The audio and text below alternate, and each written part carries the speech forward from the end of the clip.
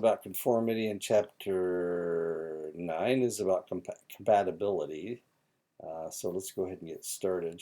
Chapter 8 is kind of short, but chapter 9 is a monster. So we'll go ahead and get started. So there we go. This is a slide with a koi on it. This is a oversized goldfish, carp actually. Conformity is a change in behavior or belief as a result of real or imagined group pressure. Conformity tends to occur even in large groups. Is conformity good or bad? It is bad when it leads to incorrect behavior such as drinking and driving or doing drugs because everyone else is doing it.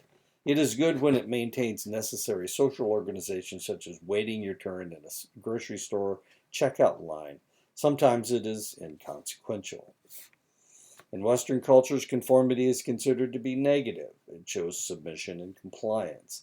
In Eastern cultures, conformity is seen as a positive thing: communal sensitivity, responsiveness, and cooperative team play. There are two types of conformity. The two types of conformity are compliance and acceptance. Compliance is conformity that involves publicly acting in accord with several social pressure. While privately disagreeing. Compliance. Obedience is acting in accord with a direct order. So compliance would be if you didn't want to wear a mask but you wore one anyway. Even though privately you don't think that masks are necessary, you're not going to get sick. That would be compliance.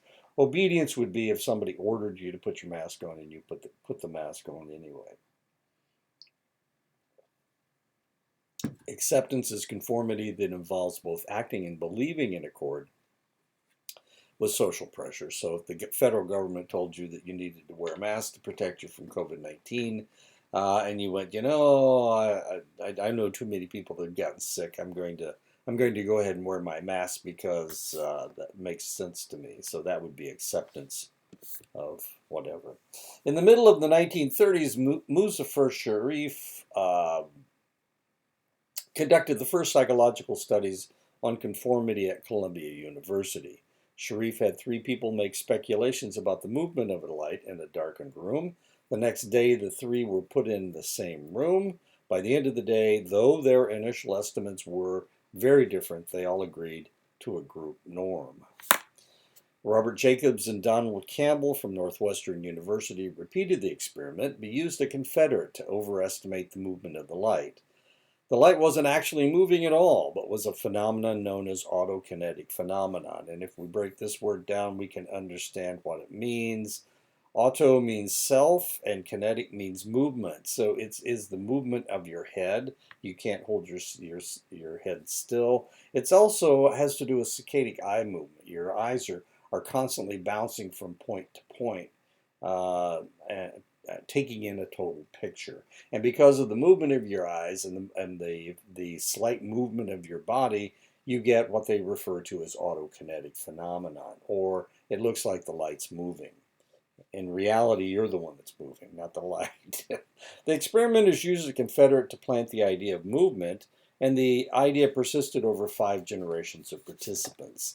Suggestibility is a powerful force. Other researchers have done work with suggestibility.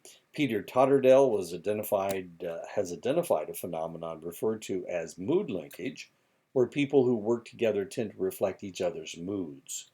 Tanya Chartrand and John Barr conducted experiments where they had a confederate making select gestures such as nose rubbing or foot bouncing. The subject tended to copy the confederate's movements in a response they referred to as the chameleon effect. And of course, you can do this yourself. If you're ever in a meeting facing somebody, you can do something like moving your hand and see if they move their hand. It's really kind of fascinating. There was a movie with John Cusack in it from way long time ago in the 1980s called Better Off Dead. In that movie, he's with a young lady, and the young lady suddenly touches her nose. They're facing each other, and she touches her nose, and he thinks to himself, "Oh my goodness, maybe I have a booger in my nose. I better touch my nose and see if I can get rid of it. And when she sees him doing something, she thinks, oh my goodness, I must have a booger on my nose. Maybe I need to wipe it away. And of course, it's a comedy routine where the movements toward their nose just gets more and more extreme, whereas in reality, she just was itching her nose. There wasn't any mucus, excess solidified mucus anywhere on either of their faces. Suggestibility is not always harmless. It is not uncommon for people to get ideas from what other people do. Copycat murders, hijackings, UFO sightings, even suicides tend to occur in waves. After Marilyn Monroe's suicide in 1963, the number of suicides in the United States increased by 12%. Mass delusions are not imaginary. However, the circumstance usually involves people responding to otherwise overlooked symptoms. Solomon Asch conducted several experiments in the 1950s dealing with the pressure of the group. Asch conducted experiments where all the participants but one were Confederates. They purposefully misidentified one of the lines that they were talking about, and what they discovered was that just to be part of the group, even though that individual didn't agree with what was going on, they still would agree with it. After a series of obvious group agreements, the group purposely all selected an obvious incorrect answer. 37% of the time, the subject went along with the group. And here is a video. Yes, here we go. The Asch experiment is one of psychology's oldest and most popular pieces of research. A volunteer is told that he's taking part in a visual perception test. What he doesn't know is that the other participants are actors, and he's the only person taking part in the real test, which is actually about group conformity. Please begin. The experiment you will be taking part in today involves the perception of line length. Your task will be simply to look at the line here on the left and indicate which of the three lines on the right is equal to it in length. So, for example, if you... The actors have been told to match the wrong lines. The volunteer will be monitored to see if he gives the correct answer or if he goes along with the opinion of the group and gives the wrong answer. In the first test, the correct answer is 2. 1. 1. 1.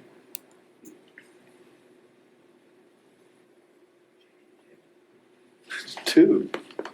1. Once again, the correct answer is 2. 3. 3. 3.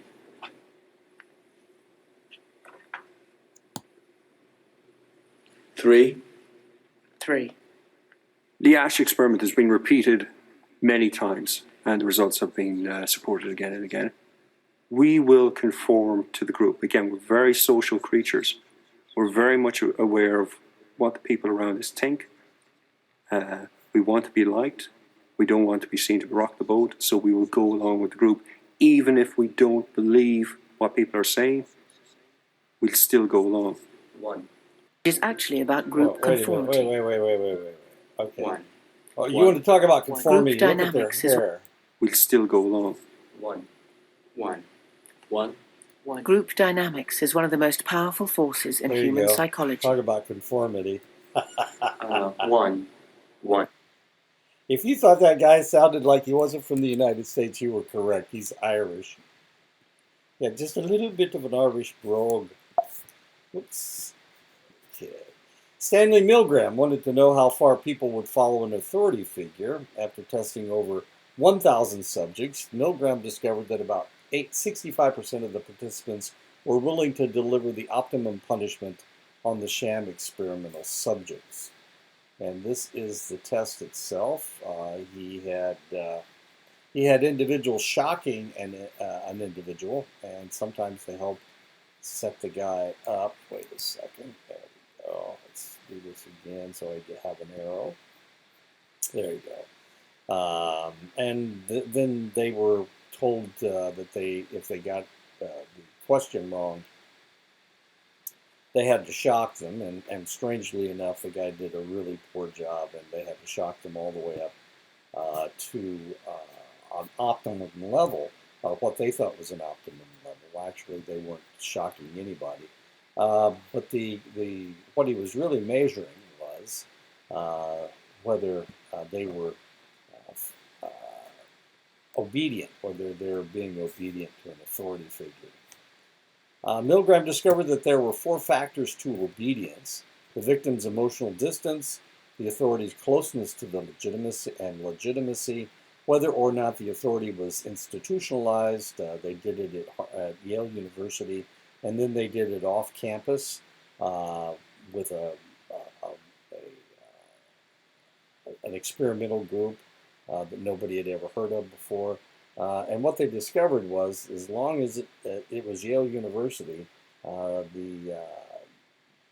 the obedience rate was about 65%. Off campus, it was a little bit lower. The liberating effect of a disobedient fellow subject was another factor. Emotional distance of the victim. Milgram's subjects acted with the least compassion when the shocked victims could not be seen. When there were no protests from the shocked victim, compliance was almost 100%. When the shocked victims were in the same room as the subject, the compliance went down to 40%. When the subject had to force the shocked victim's hand on the shock plate, the compliance went down to 30%. Combat has proven that Milgram is correct in his assumptions. The more distant or depersonalized the enemy, the easier it is to kill them. Nations at war will attempt to dehumanize the enemy in order to force their soldiers to kill them. We refer to the Japanese as Japs during World War II. We refer to the Germans as Krauts or Heinis during Vietnam and the Korean War. We referred to the North Koreans and Chinese as gooks and zipperheads, and of course in the Iraq and Afghan War, we referred to the enemy as ragheads, camel jockeys, and hajis. And these are all very insulting terms. I wouldn't suggest that you use them to talk about anybody, but at the time, of course, it helped the soldiers to depersonalize the individuals that they were fighting against. At the same time, researchers have found that it is more difficult to abort a pregnancy when the mother has seen an ultrasound of her fetus. Closeness and legitimacy of the authority. Milgram discovered that when the authority figure stayed in the room with the subject, obedience was high. When the authority figure was not in the room, the compliance dropped to 21%. When the authority figure was perceived as illegitimate, the compliance dropped by 80%. When doctors order, nurses obey. In an experiment that mirrored Milgram's, Hoffling had 22 nurses give an order that they knew couldn't possibly be right. 21 of the nurses complied without delay. They were willing to overdose a patient because of the doctor's orders. The experiment was repeated 2 more times with similar results. And there you go. When doctors order, nurses obey, even if they know it's not correct. Can't possibly be correct. Institutional authority. Because Milgram did his experiment at Yale University, and many of his subjects claimed that it was the prestige of the institution that made them comply to such a heinous command. Milgram repeated his experiment as an unknown research group in Connecticut. Fewer people complied with the authority, but still 48% did. Remember, it was 65% at Yale. It was 48% at this unknown research facility. Liberating effective group defiance. Milgram discovered that when the subjects observed others disobeying the authority figure, they were likely to do the same. A full 90% followed the lead of their rebellious colleagues, proving that group influence can be liberating. Researchers discovered fairly quickly that people tended to conform when they felt incompetent. Group attributes that matter. Conformity is highest when the group has 3 or more people, when there is group cohesiveness, when the group is unanimous, when the group is high in status, when the response is not public, when the group has made no prior commitment. According to Ash and other researchers, the most conformity that can be generated by a group is when the group is made up of 3, 4, or 5 members. The more over 5, the less compliance that can be expected. When looking at evidence, a group is more likely to listen to several small groups than one large one. Unanimity, as Ash discovered with his work, is very difficult to be the lone dissenter in a group. However, if there is one other dissenter in the group, it is much easier for the second person to also dissent. Experiments show that the two dissenters will actually feel very close and warm to each other. Jesus sent the disciples out in pairs, and this is according to Mark 1:21 through 28. And the Church of Latter-day Saints sends out their missionaries in pairs. Having someone else dissent gives a second dissenter courage to dissent on subsequent examples. Group cohesion: when someone from outside the group dissents, it is more powerful than when someone inside the group dissents. This may be because we see people in the same group easily following one another, cohesion or knee-jerk reaction. But outside the group, the likelihood of dissent is less strong. In an opposing group, the pressure is to be cohesive. Dissent from the group has much more power against us. The higher the status of an individual, the more impact their opinion will have. Often people will avoid agreeing with low status or stigmatized people.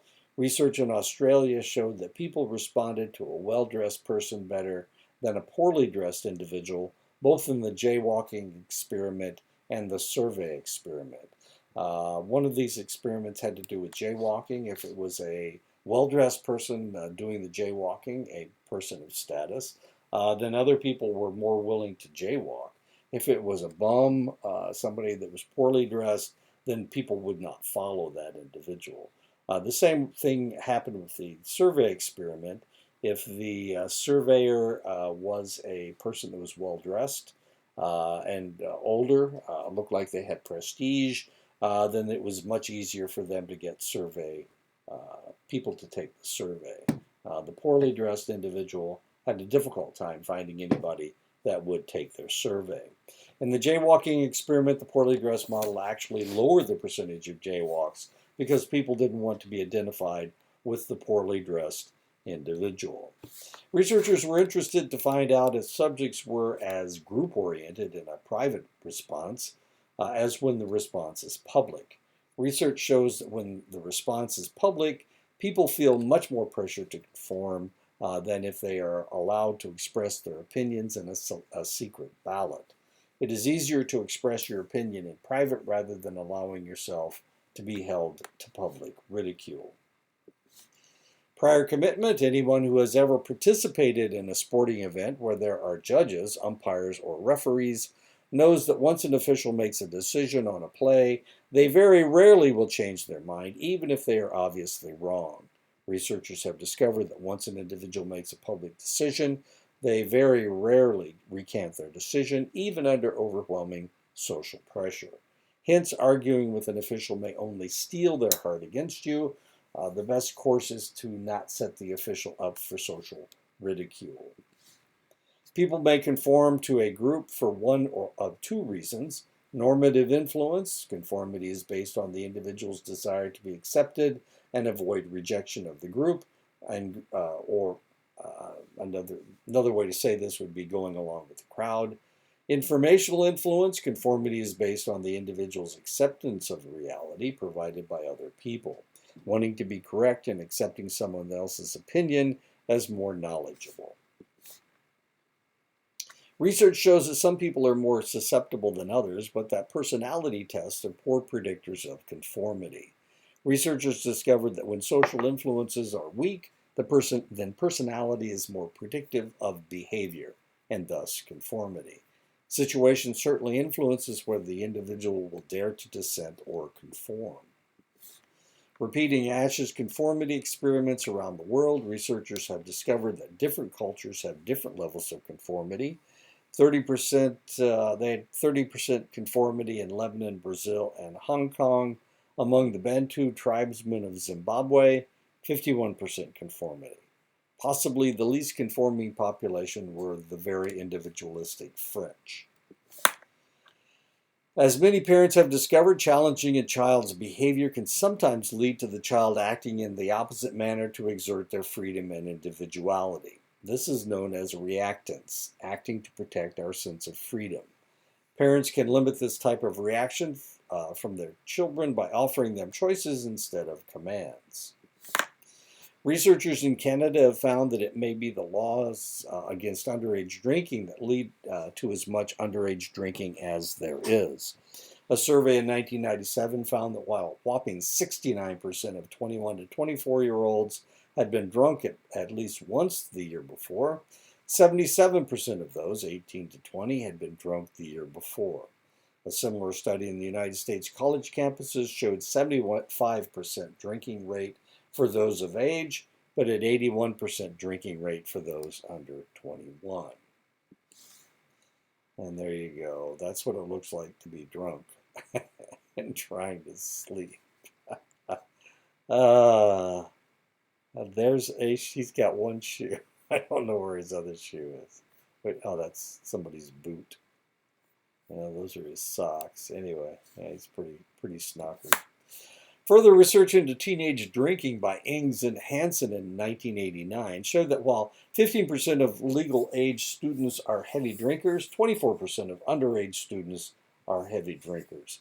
Just as the preacher's kid is the wildest and the Catholic schoolgirls are reputed to be the most sexually active, rampant alcohol and drug use among teenagers may be a reactance against restrictions.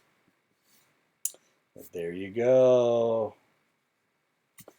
There are the wild ones. While people are pressured to conform by their dominant group, they also seek uniqueness. People will go to great ends to declare their uniqueness, from hairstyles to body piercing and body art. When asked who they are, people tend to point out their differences from the norm rather than chronicle their similarities. When a minority of any kind, that aspect seems to stick out like a sore thumb. In Korea, my gray hair set me more apart than my race did, and people would give me things because they honor their elders in Korea, and because I was only in my early 50s, but my hair had turned gray, or was graying. Their hair doesn't turn gray until they're in their 80s or 90s, and so here I was walking around. At one point, it started raining, and somebody gave me an umbrella.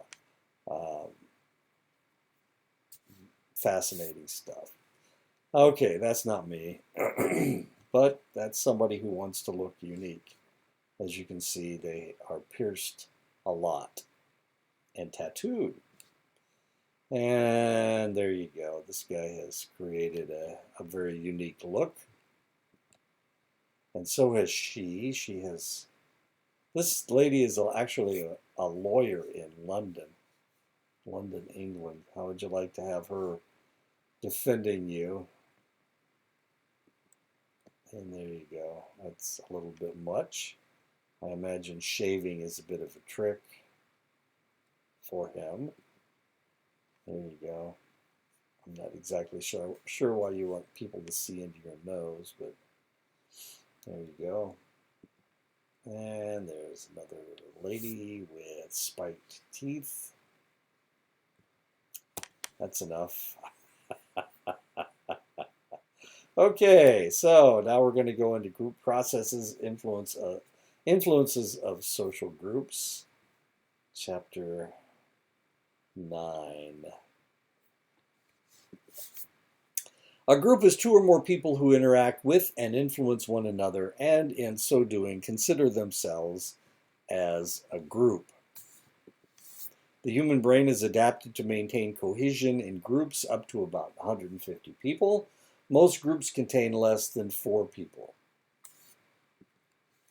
Groups normally last for an extended length of time, but as in the case of fans at an athletic event, it may only be for a few moments. Social psychologists feel that groups exist because people need to feel a sense of belonging in many of the things that they do, and this is known as affiliation. And of course, this the Aryan nation. This is these guys are white supremacists. Don't ever raise your hand like that. It looks like this guy's a cop. I hope not.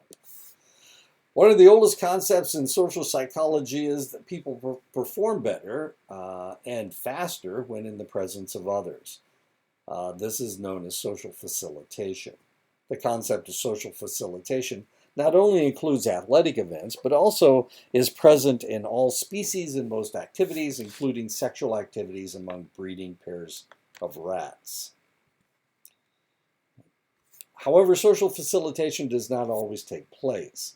In fact, with more complex activities, the presence of others actually tends to hinder performance.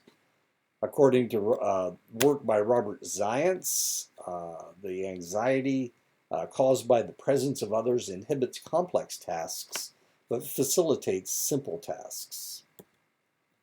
Athletes tend to be more energized when they are given support. For this reason, home field advantage is very important since the athletes are more likely to be supported in their own territory. This is no truer in any sport than soccer, where almost 70% of the games are won by the home team. While individuals tend to gain comfort from being around other people, too many people tend to have the opposite effect. When people are crammed in shoulder to shoulder, they tend to have the same reactions. Close together, people tend to have higher pulse rates and blood pressure. Nicholas Cottrell feels that the reason individuals perform differently when people are watching is because the individual is concerned about how others are evaluating them. Researchers have discovered that people perform better when their co-actor is slightly superior. Arousal decreases when a high-status group is diluted with people the performer doesn't care about. People who worry about evaluations are the ones most affected by their presence.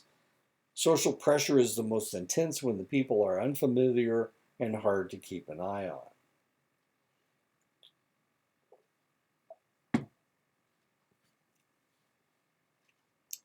Researchers have found that when a performer is distracted, they're more aroused, whether the distraction is human or not.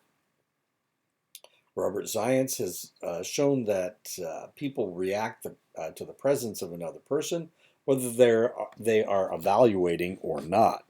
Joggers are energized when running with someone else, no matter how good they are.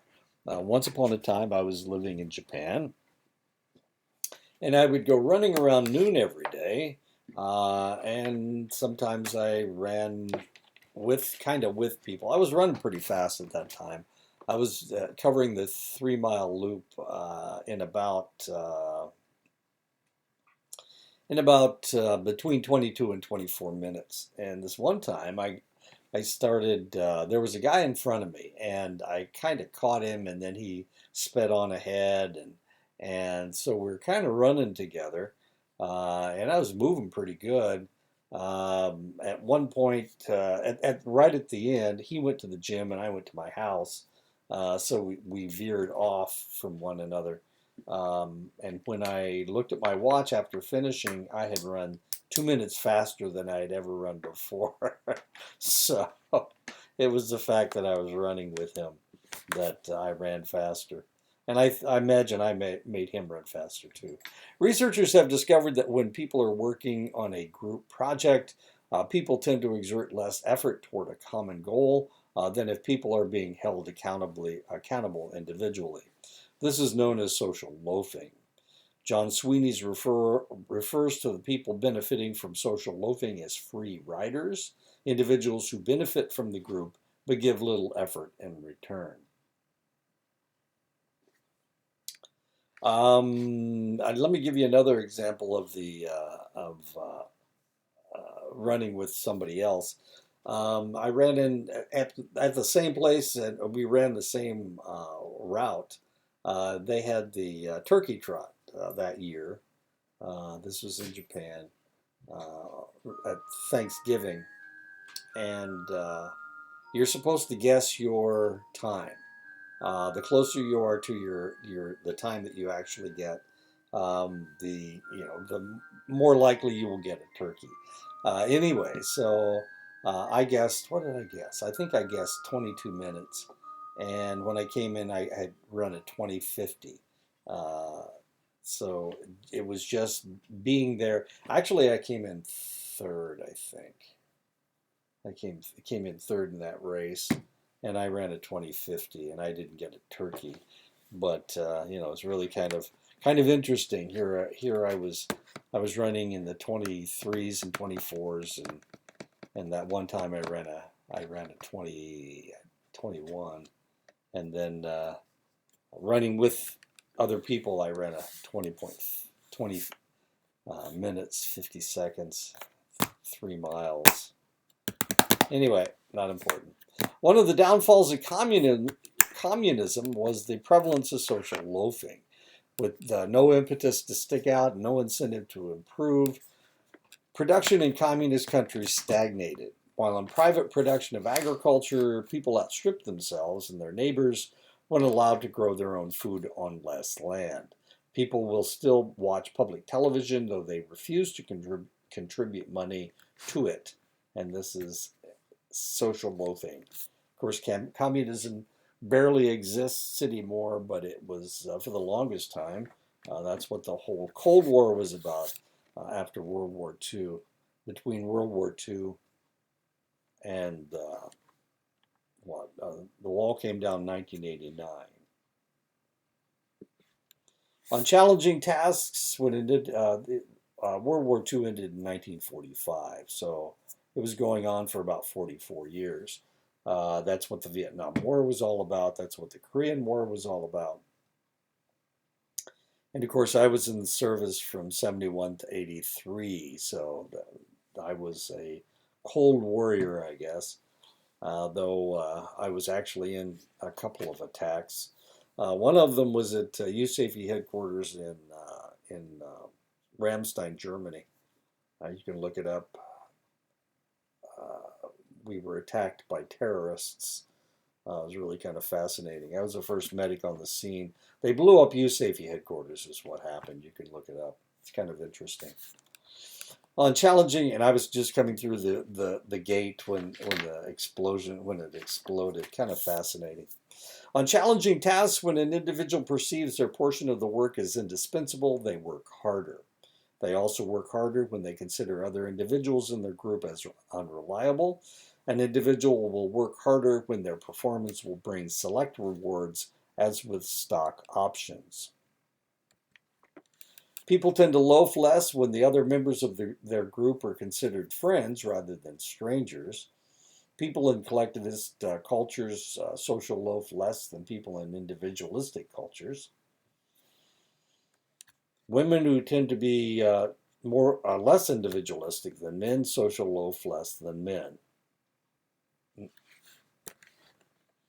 People are more likely to work hard when there are challenging objectives.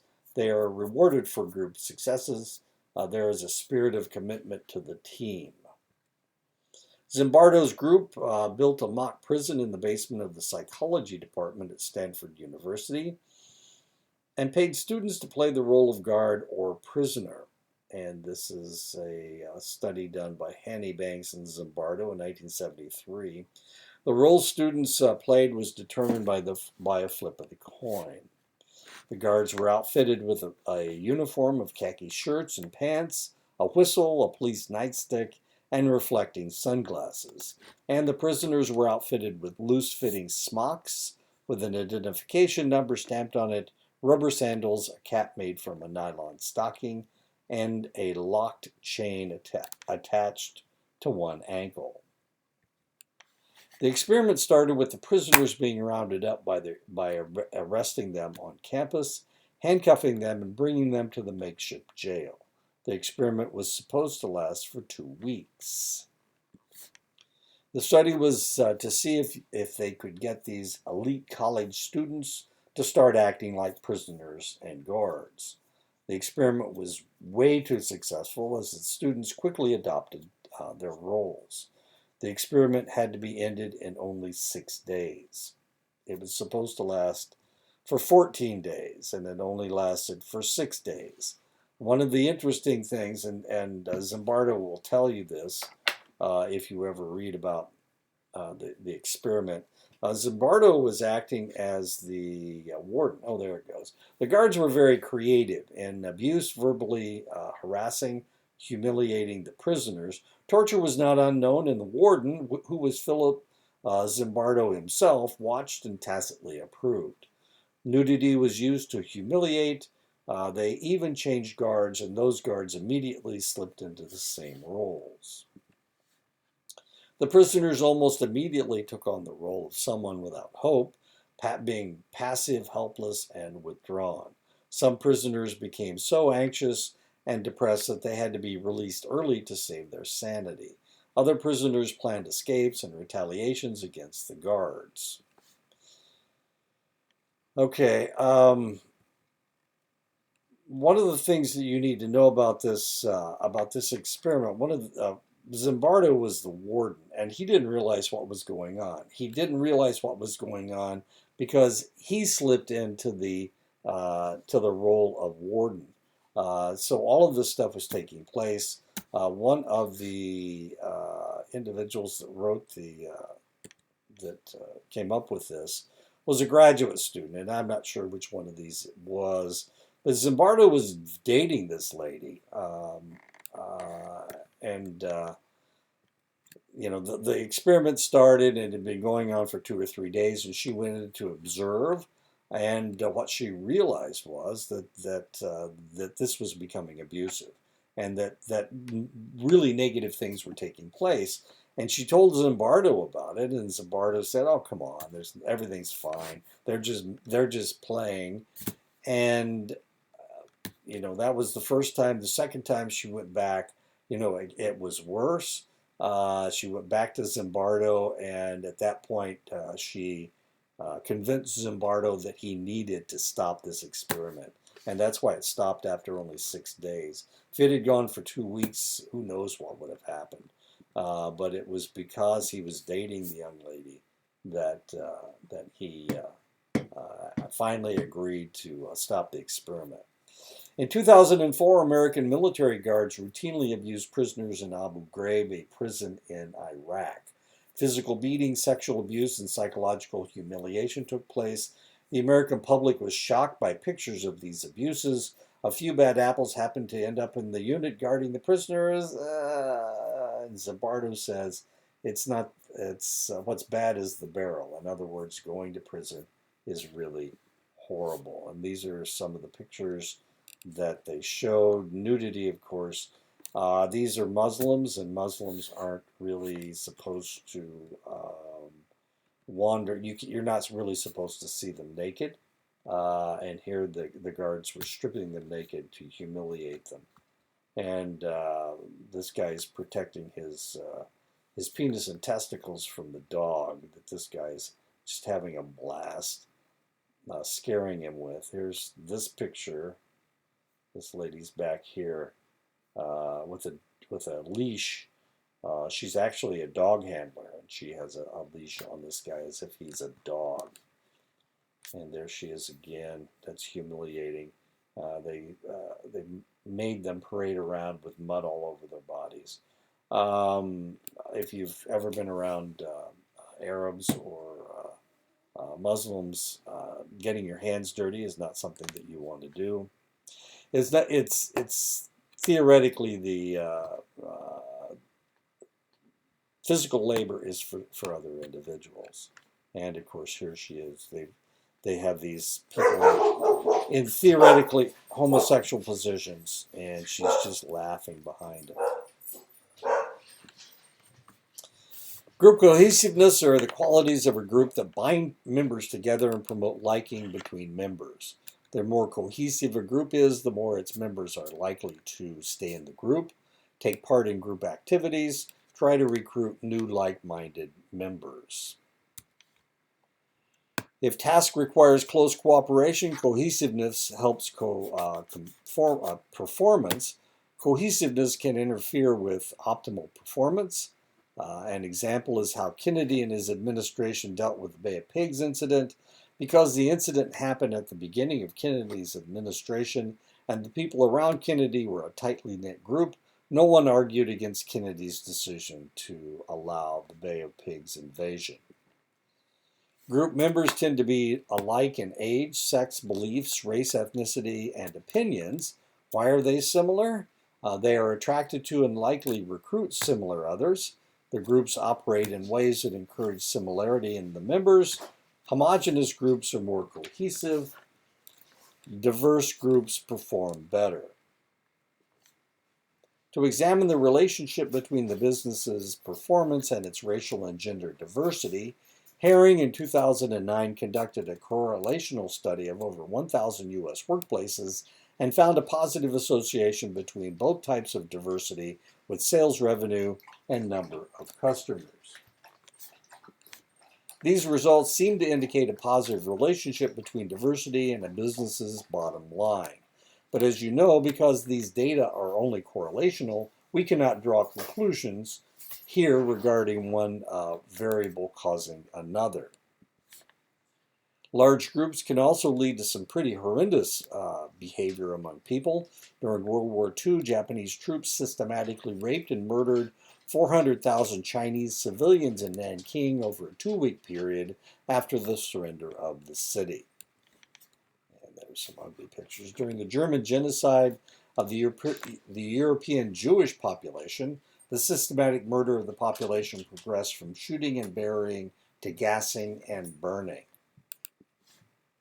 And there are some horrible pictures from that too.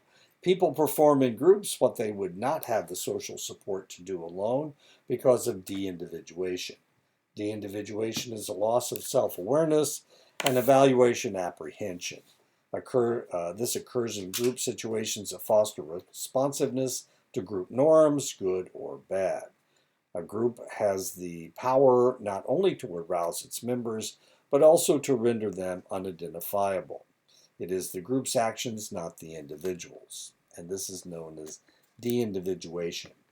Brian Mullen in 1986 content analyzed newspaper accounts of 60 lynchings committed in the United States between 1899 and 1946 and discovered an interesting fact. The more people there were in the mob, the greater the savagery and viciousness with which they killed their victims. Similarly, Robert Watson in 1973 studied 24 cultures and found that warriors who hid their identities before going into battle, for example, by using face and body paint, were significantly more likely to kill, torture, or mutilate captive prisoners than warriors who did not hide their identities. The robes and hoods of the Ku Klux Klan cloak its members in anonymity. Their violent behavior is consistent with research on de-individuation. Lynch mobs lynch with impunity. Rioters in a faceless mob loot. Large crowds of people around a suicide jumper will bait and jeer them to jump. People in crowded cities are more likely to loot and vandalize than people in small, less crowded cities. De-individuation does not require face-to-face contact. For example, feeling less inhibited on social media, that's anonymous. And of course, that is a form of de-individuation as well. Cyberspace provides advantages for the free and open discussion of difficult topics, but the cost seems to be a reduction in common civility. The phenomenon of the internet troll is a modern example of de-individuation, made possible by the feelings of anonymity that often go along with being online. In January of 2006, the Washington Post had to temporarily shut down its website Post blog after the site was deluged with postings from angry readers, many of whom wrote obscene or insulting comments. The flap was over the claim by a Washington Post reporter that admitted felon Jack Abramoff had made substantial campaign contributions to both major parties. The Post later published a correction noting that Abramoff had contributed mostly to the Republican Party, but not before their website was flooded with responses not fit for the family newspaper.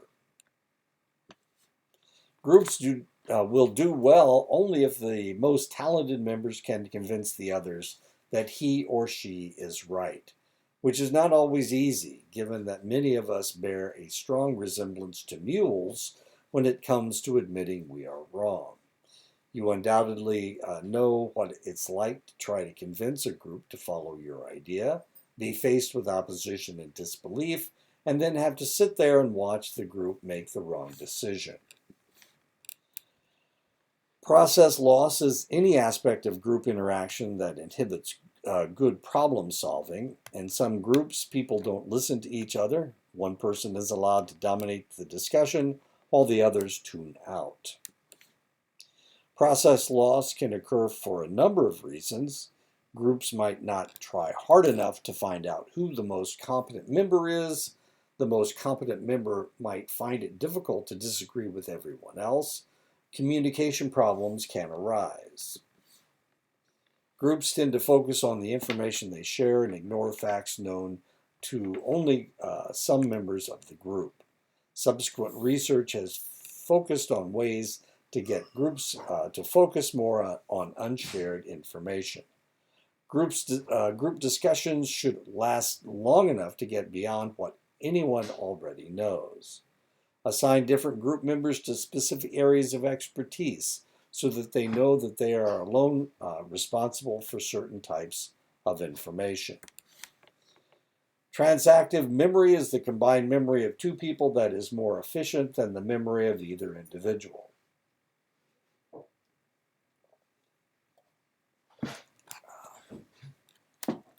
By learning to specialize their memories and knowing what the partner is responsible for, couples often do quite well in remembering important information. The same can be true of groups of strangers if they develop a system whereby different people are responsible for remembering different parts of a task. Groupthink is a kind of thinking in which maintaining group cohesiveness and solidarity is more important than considering the facts in a realistic manner. Groupthink is most likely to occur when the group is highly cohesive, isolated from contrary opinions, and ruled by a directive leader who makes his or her wishes known. While more authoritarian governments commonly participate in groupthink, occurrences in American history include Pearl Harbor, the Bay of Pigs invasion, the Vietnam War, and Watergate. This is the Bay of Pigs. This had to do with the Kennedy administration in 1961. A group of immigrants from Cuba. Castro had taken over Cuba in 1959. He overthrew Batista, and all the wealthy people from Cuba left. They fled the country, and they had an idea that they could take it over again. He became communist. He decided that he would form a communist government, and of course they were very upset about that. So they decided that they needed to mass arms and attack Cuba. So they attacked Cuba in the Bay of Pigs, and they were immediately defeated. It only took 2 days for them to be defeated. Watergate was a situation where the Nixon administration, Nixon was the president of the United States.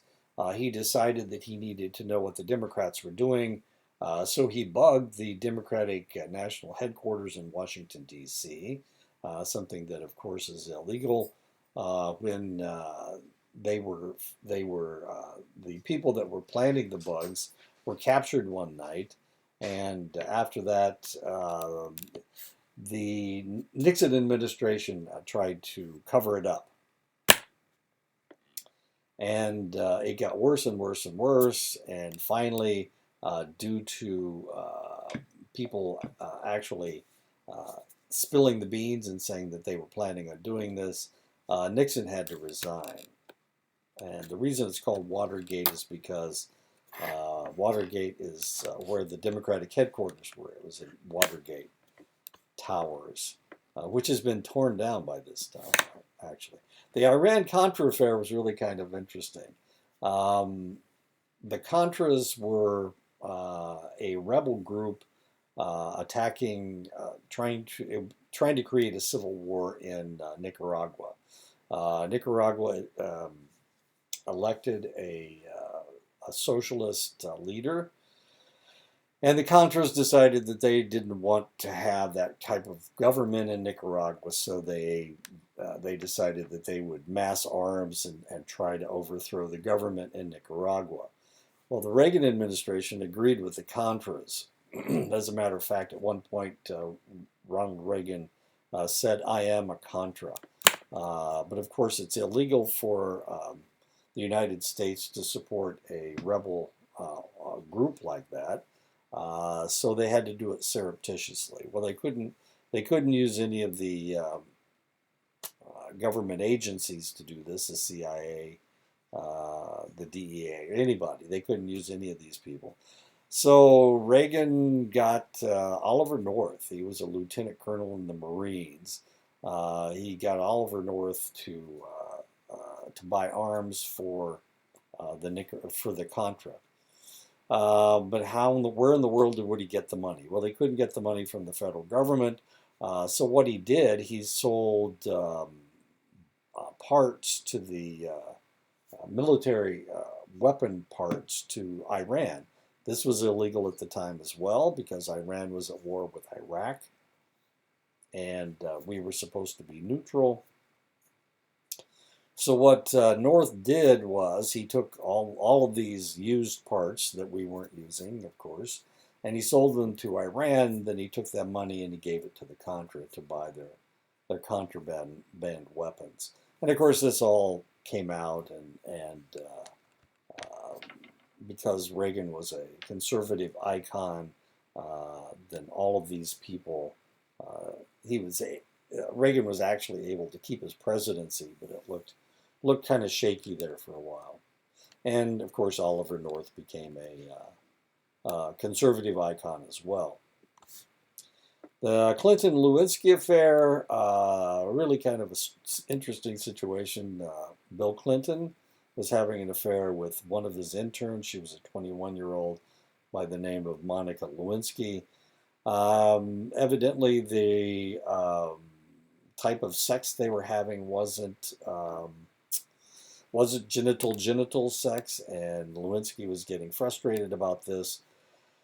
So she told her friend, this is Linda Tripp, this lady up in the corner, it was Linda Tripp. She worked at the Pentagon, and Linda Tripp decided that she would record Monica Lewinsky talking about and complaining about Bill Clinton, and the tapes came out eventually. And it turns out that she didn't tell Lewinsky that she was taping her, and in Washington, D.C., it's illegal to tape somebody without telling them. Anyway, so that's that's the Lewinsky affair. Now, one of the interesting things that happened, and the reason that we're talking about this is because the Democratic Party tried to cover it up, the whole situation. And the Republicans did some interesting things. And the reason I have these two pictures is this is what Linda Tripp looked like before her makeover, and this is afterwards. The Republicans paid to make her look more attractive. She looks kind of snarky in this picture, but after her makeover, it was completely different. Cover up Iran Contra affair, cover up in Watergate, cover up in Bay of Pigs, cover up in Monica and the Clinton-Lewinsky situation. One symptom of groupthink is an illusion of invulnerability, causing group members to overestimate their group's might and right. The captain of the Titanic had once said God himself could not sink this ship on April 14th, 1912. While still on the ship's first voyage, the Titanic struck an iceberg and sank. Only 711 out of the 2,224 people aboard were able to survive. Another symptom is an unquestioned belief in the group's morality, which also leads to overestimation of power. During the Watergate cover-up, Nixon and his advisors had several opportunities to admit their collusion, but just kept trying to hide their deeds. Eventually, Nixon resigned and 7 of his advisors went to prison. And these are 6 of them that went to prison. And I can't remember the 7th one. Anyway, 6 of them went to prison. And of course, Nixon was given a pardon. But as we know, that if you're given a pardon, the only way you can get a presidential pardon is if you admit your guilt, as if you admit your guilt.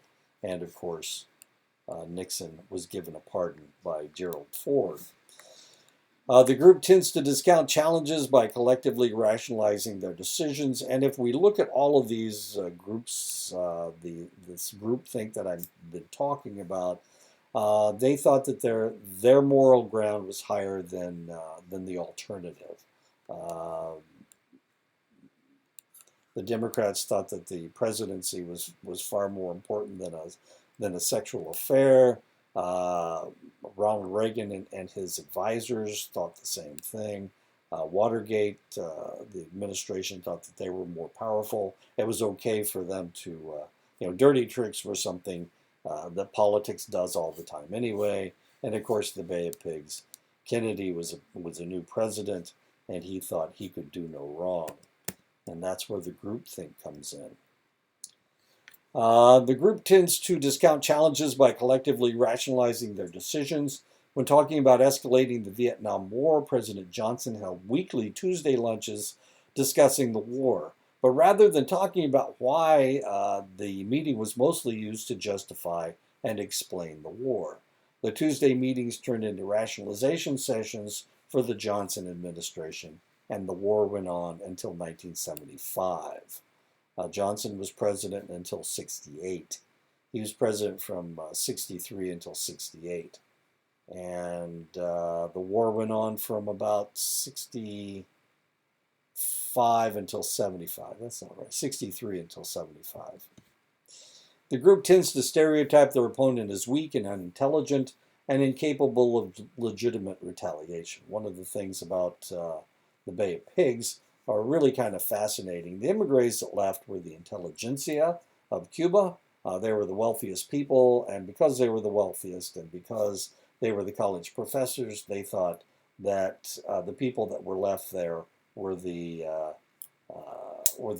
lower class individuals, and they would easily be controlled by and there would be a general uprising against the government. But that's not what happened at all. The Cuban immigrants who led the Bay of Pigs invasion in 1961 convinced JFK that the Cuban military was weak and ill-equipped.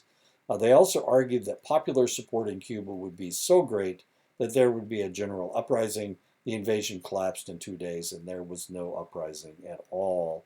They misconstrued what was happening. Pressures toward uniformity, conformity pressures within the group by using ridicule and not allowing argument. Self-censorship is practiced by members to prevent ridicule.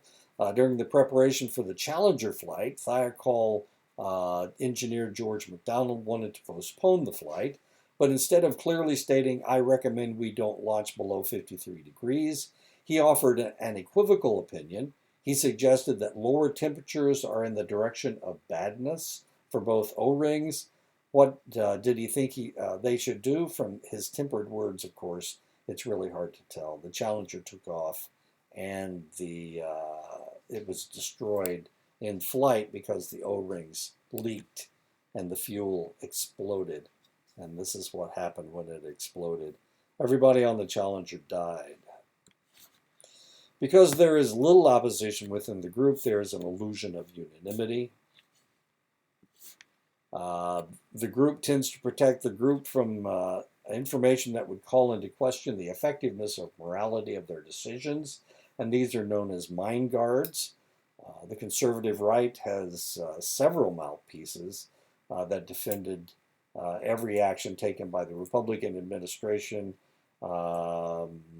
Rush Limbaugh, who has now passed away, Pat Buchanan, and that is Tucker Carlson. I thought I changed all this. Anyway, Fox News, and they support everything that he did. The wise leader can take several steps to avoid groupthink. remain impartial, seek outside opinions, and create subgroups and seek anonymous opinions. A study by L.H. Chin in 2000 showed that death rates nearly doubled for 16 to 17-year-old drivers when they had 2 passengers rather than none.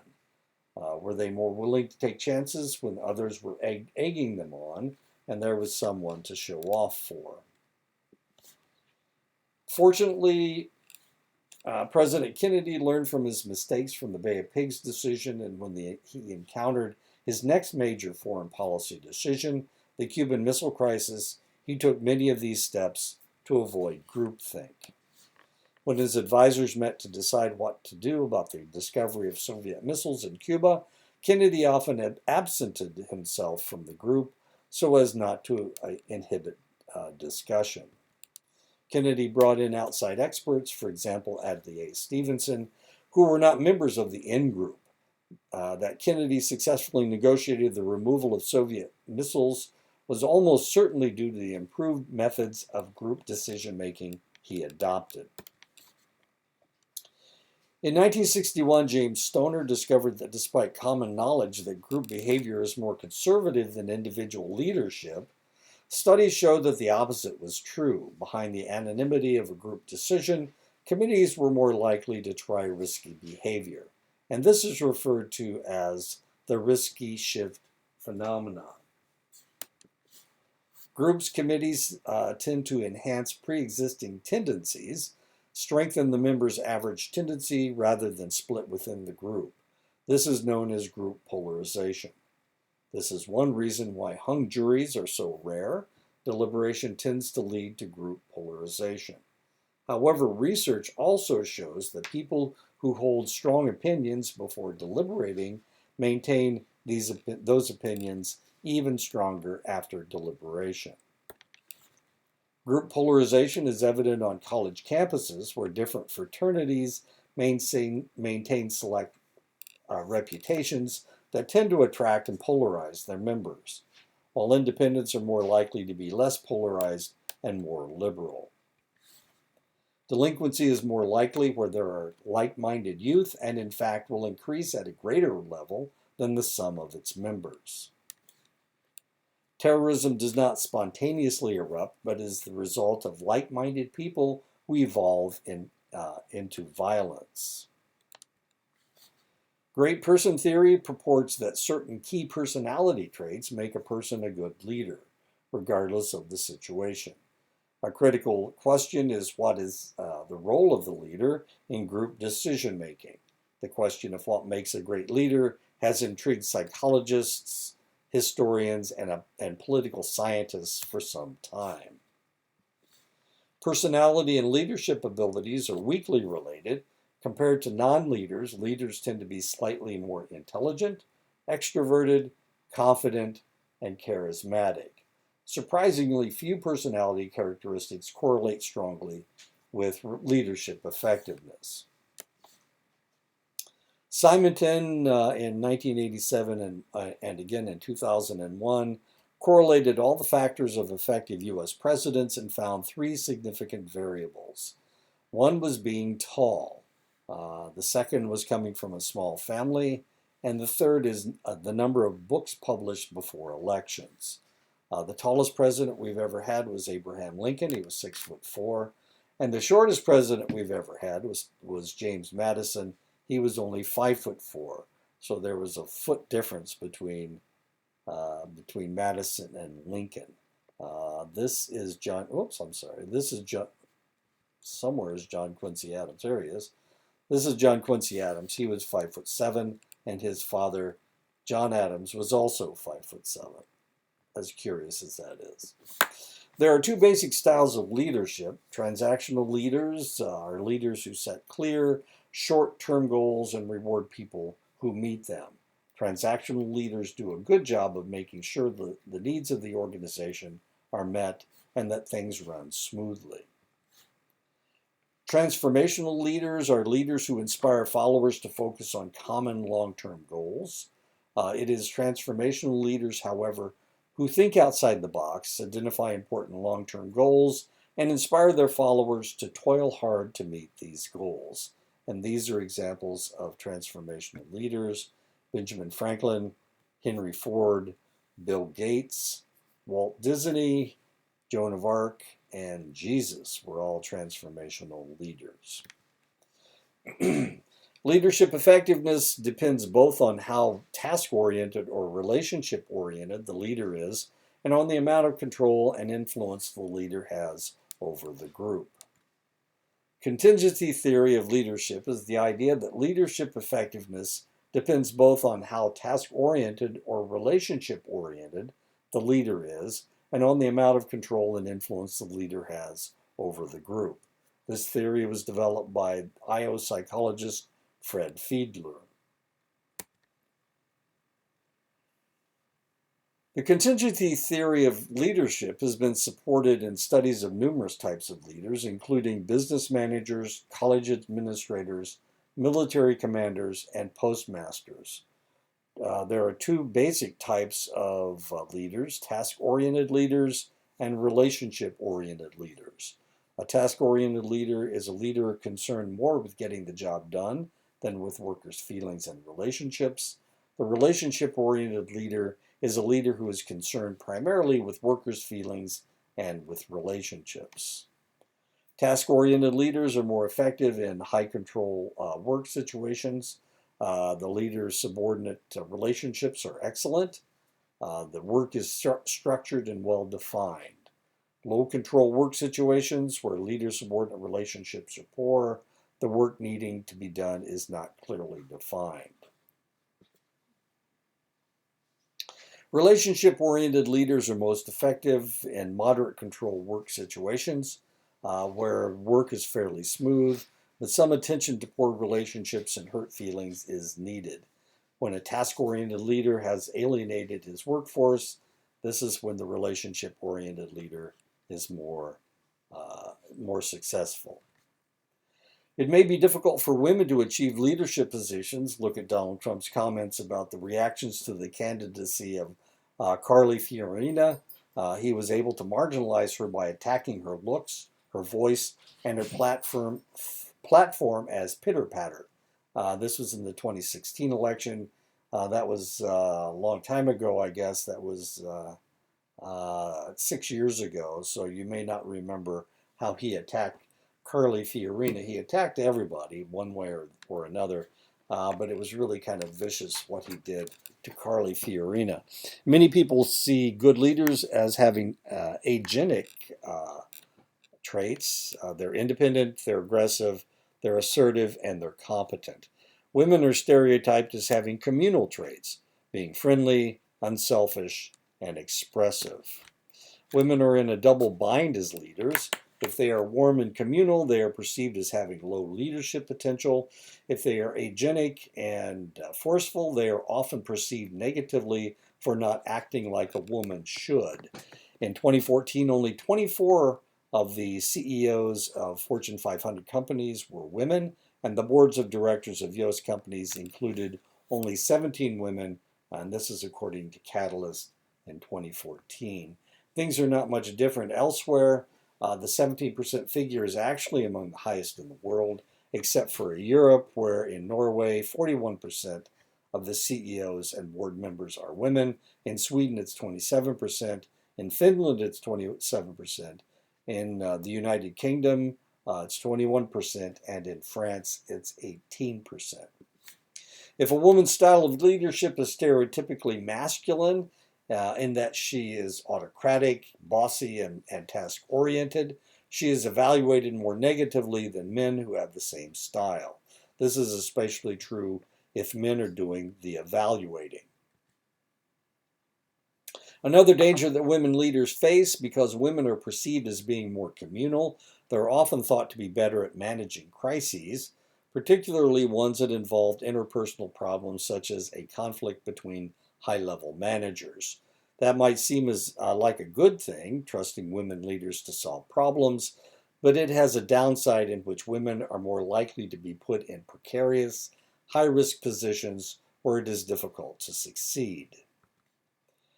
Michelle Ryan and her colleagues have called being put in crisis management management roles dealing with interpersonal problems as a glass cliff. Even when women have broken through the glass ceiling into top leadership positions, they are more likely than men to be put in charge of units that are in crisis and in which the risk of failure is high.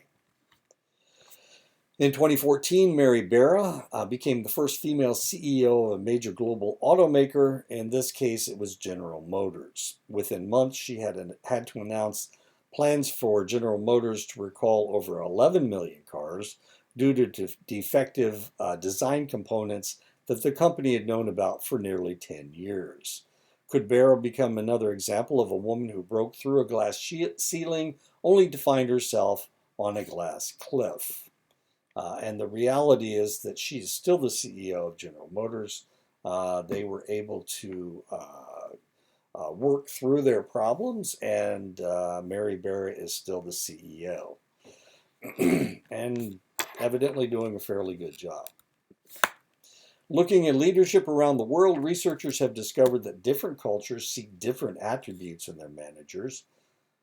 Autonomous leadership, where the workers are independent of superiors and the leader stays distant from the workers, is popular in Europe, but not South and Central American countries. But there was universal agreement about the value to leadership qualities, charisma, and being team-oriented. So no matter whether it's in South America or Central America or Europe or the United States, charisma and being a team-oriented person is seen as a sign of good leadership.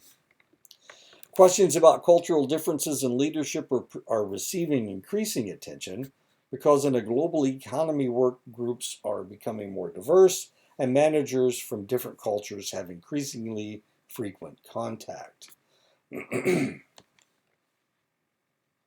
A social dilemma is a conflict in which the most beneficial action for an individual, if chosen by most people, will have harmful effects on everyone. What is best for an individual is not always best for the group as a whole. Consider a publishing venture by the novelist Stephen King.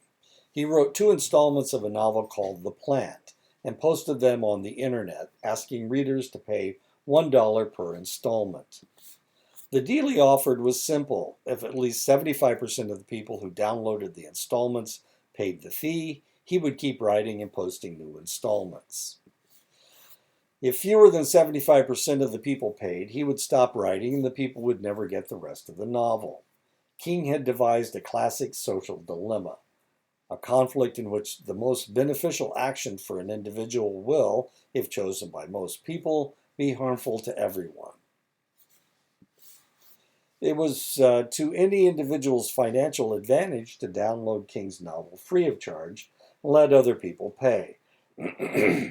However, if too many people took his approach, everyone would lose because King said he would stop writing the novel.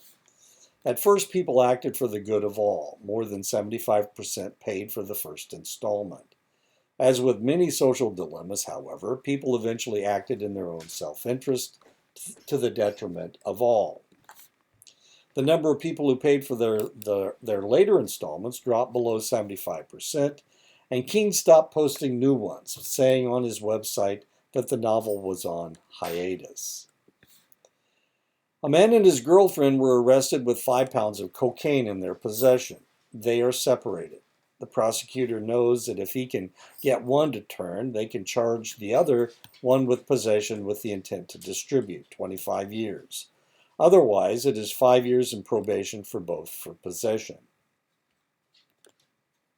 The person who testifies against their significant other will be charged with misdemeanor possession and get probation. So the question is, who blinks first? Is it the boyfriend or the girlfriend?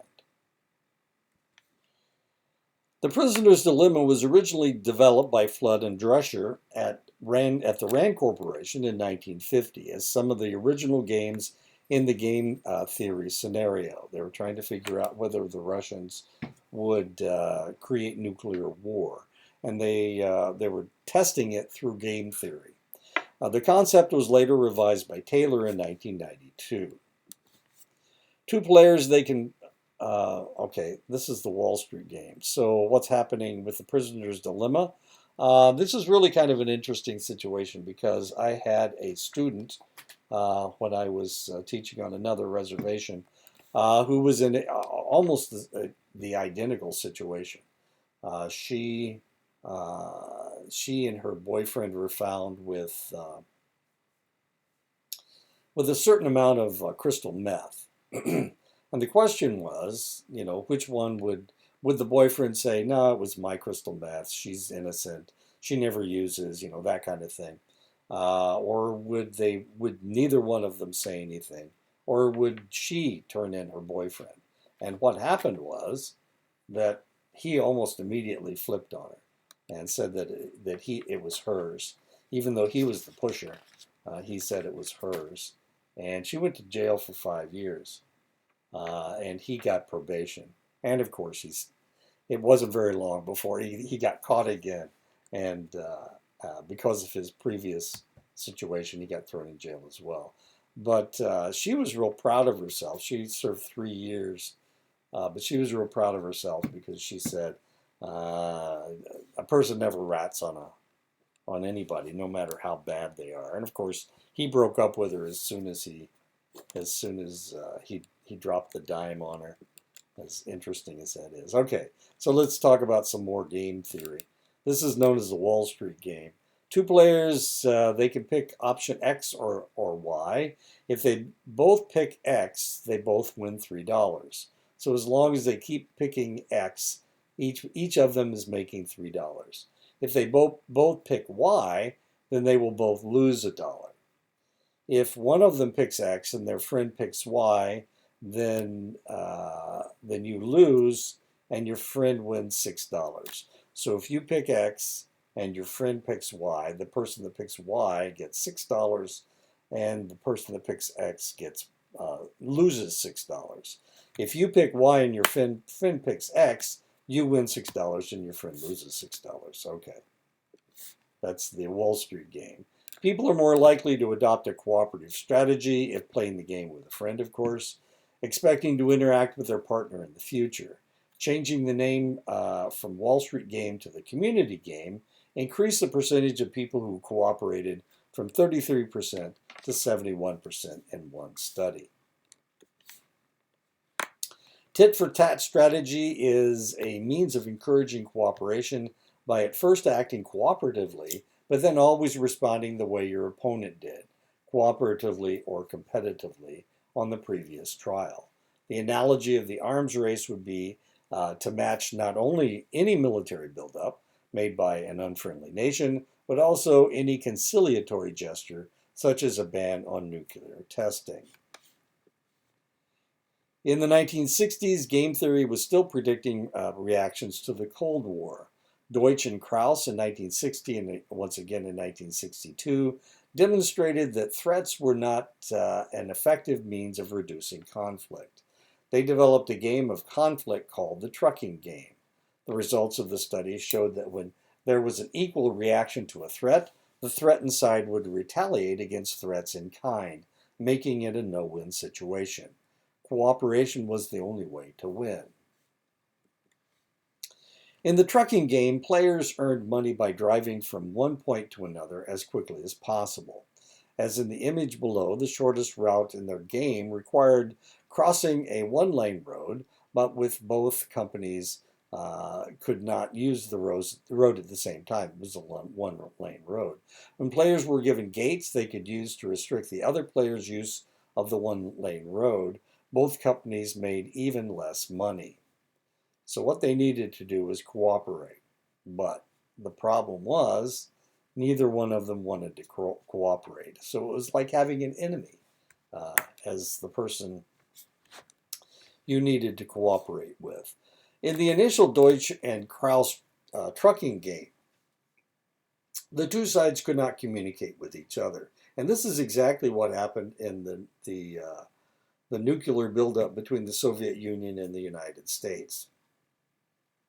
In the beginning, there was no communication between the two, and they just started building more and more nuclear weapons. A mutual assured destruction is what they called it. Then finally, they put in the red phone in the White House and the Kremlin so that they could communicate with each other. They ran into another version of the study where participants were required to communicate. The results? There were reduced losses somewhat in the unilateral threat condition, but it failed to increase cooperation in the other two conditions. Communication in the trucking studies did not foster trust. So, did it work? Well, yeah, it did. They stopped building more and more nuclear weapons, but it really didn't help the idea of trust. The problem with the communication in the trucking studies is that it did not foster trust. In fact, people use the intercom to threaten each other. And this is one of the things, if you listen to political science, and of course, I was a political scientist, I've been a political scientist since the 80s. If you listen to some people, they'll say you can't trust the Russians, you can't trust the Arabs, you can't trust anybody, you can't trust the Soviets. You can't trust the Germans. You can't trust the Japanese. They will always do what they want to do, and you're left holding the bag. So one of the things one of the problems with communication is that if you don't trust your adversary to do what they say, then it really doesn't matter if you're communicating. And this is what happened. Because they were able to communicate, they tended to threaten each other. Well, if you don't do this, then I'm going to build a nuclear weapon that will destroy destroy the Kremlin, that kind of thing. Negotiation is a form of communication between opposing sides in a conflict in which offers and counter-offers are made, and a solution occurs only when both parties agree. An integrative solution is a solution to a conflict whereby parties make trade-offs on issues according to their different interests. Each side concedes the most on issues that are unimportant to it, but important to the other side. People often find it difficult to identify integrative solutions. People will tend to distrust proposals made by the other side and to overlook interests that they have in common. When negotiating, integrative solutions are often available. Work on gaining trust and communicating. Remember, people often construe situations differently. Neutral mediators often help solve labor disputes, legal battles, and divorce proceedings by recognizing that there are mutually agreeable solutions to a conflict. And that is the end of the chapter. That's the end of this week. So I'll talk to you guys next week.